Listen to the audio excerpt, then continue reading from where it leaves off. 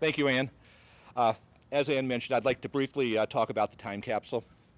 And as you can see over here on the table, we have a house. This is our time capsule. When you think of a house, what do you typically think of?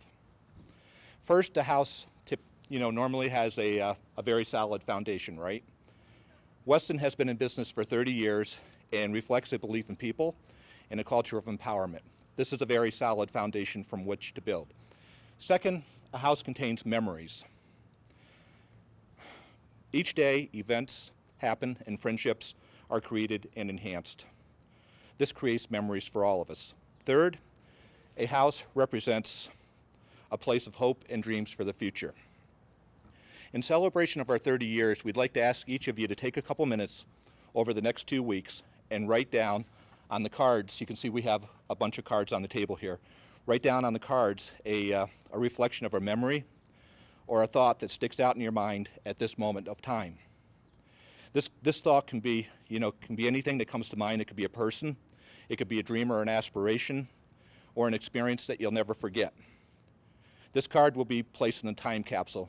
In 2 weeks from now, we'll seal the time capsule, and it will not be opened until 20 years from now, our 50th anniversary. So on the card, if you would be kind enough to put a little bit of information about yourself.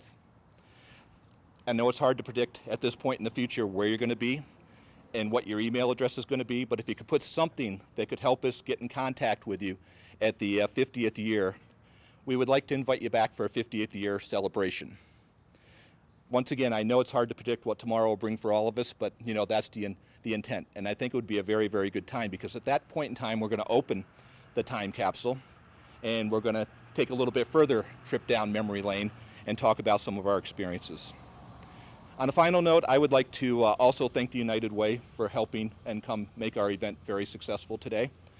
And I would like to also acknowledge the event planning team, consisting of Holly Cook, June Macon, Joy Davis, and Emily Freeman.